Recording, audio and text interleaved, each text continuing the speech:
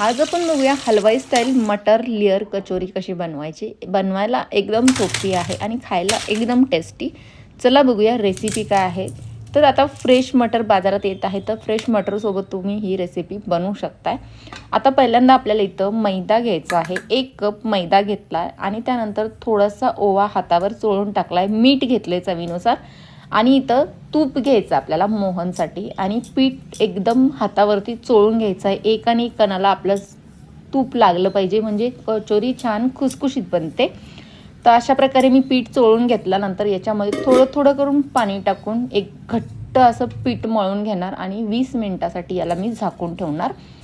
आता मसाला बनवण्यासाठी मटर घेतलेत, मिरची, आलं, लसूण, फ्रेश कोथिंबीर घेऊन याला क्रश करून घेणार। जास्त बारीक आपल्याला पेस्ट तयार करायची नाही आहे, उबडधोबड असं म्हणजे याला कुटून घ्यायचं आहे, फक्त क्रश करून घ्यायचं आहे अशा प्रकारे। आता आपल्याला इथं एक मसाला तयार करून घ्यायचा आहे। आता दिलेले सर्व साहित्य मी स्क्रीनवर दिले त्याप्रमाणे तुम्ही घेऊ शकताय। आता तुम्ही तुमच्या गरजेनुसार याची क्वांटिटी कमी किंवा जास्त करू शकताय। छान ड्राय रोस्ट करून घ्यायचा आहे बिना तेल टाकता आणि अशा प्रकारे खलबत्त्यामध्ये किंवा मिक्सरमध्ये याला कुटून घ्यायचं आहे आणि थोडंसं आपल्याला ओबडधोबडच कुटायचं आहे, म्हणजे ते दाताखाली आल्यानंतर खूप छान टेस्ट येते। इथं मी कुटून घेतलेला आहे। आता आपल्याला आतला मसाला तयार करून घेऊया। त्यासाठी मी थोडंसं तूप घेतलंय आणि तयार केलेला मसाला याच्यामध्ये टाकायचा आहे आणि थोडंसं आपल्याला तुपावरती याला परतून घ्यायचं आहे। हवं तर तुम्ही तेलसुद्धा वापरू शकताय। आता सर्व सुखे मसाले टाकून पुन्हा एकदा याला परतून घ्यायचं आहे आणि त्यानंतर क्रश केलेले मटर याच्यामध्ये टाकायचे आहेत आणि पुन्हा आपल्याला याला थोडं परतून घ्यायचं आहे। इथं मी ग्रीन पीस वापरलेत, हवं तर तुम्ही फ्रेश मटरसुद्धा वापरू शकताय।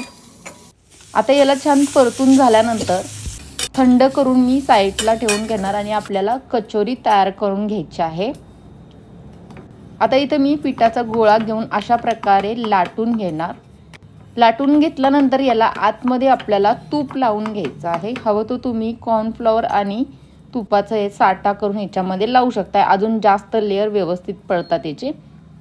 याच्यावरती थोडंसं पीठ टाकून अशा प्रकारे आपल्याला फोल्ड करून घ्यायचं आहे आणि अशा प्रकारे करून त्याला थोडंसं वरून लाटून घ्यायचं आहे आणि राऊंड करून आपल्याला कट करून अशा प्रकारे शेप देऊन घ्यायचा आहे आणि याला लाटून याच्यामध्ये आपल्याला तयार केलेला मसाला व्यवस्थित स्टफ करून वरच्या साईडने व्यवस्थित याला पॅक करायचं आहे, जेणेकरून आपली कचोरी सुटली नाही पाहिजे। तेलामध्ये जर गेल्यावर सुटली तर आपलं पूर्ण तेल खराब होऊ शकतं। त्यासाठी व्यवस्थित याला शेप देऊन आपल्याला व्यवस्थित याच्यामधली स्टफिंग एकदम घट्ट भरून घ्यायची आहे। हवं तर तुम्ही याच्या टोकाला थोडंसं पाणी लावून व्यवस्थित वरच्या साईडने याला बंद करून घेऊ शकताय। आता अशा प्रकारे मी सर्व कचोरी तयार करून घेणार आहे।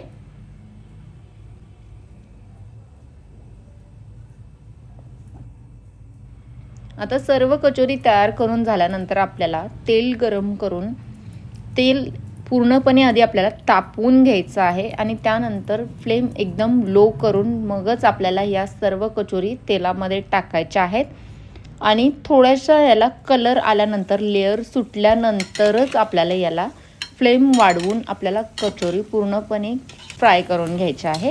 डायरेक्टली जर आपण जास्त फ्लेमवर टाकले तर वरच्या साईडून करपून जातात आणि आतून कच्च्या राहतात। त्यामुळे आपल्याला याला काय करायचं आहे, लो फ्लेमवर पहिल्यांदा तळून घ्यायचं आहे। तर इथं अशा प्रकारे आपल्या कचोरी रेडी झालेली आहे। ही रेसिपी जर तुम्हाला आवडली असेल तर कमेंटमध्ये नक्की सांगा आणि अजून पण चॅनलला सबस्क्राईब केलं नसेल किंवा चॅनलवर नवीन असाल तर पहिल्यांदा सबस्क्राईब करून घ्या, म्हणजे अशा छान छान रेसिपीज तुम्हाला बघायला भेटतील। चला तर मग पुन्हा भेटूया अशाच एका छानशा रेसिपीसोबत। तोपर्यंत बाय बाय।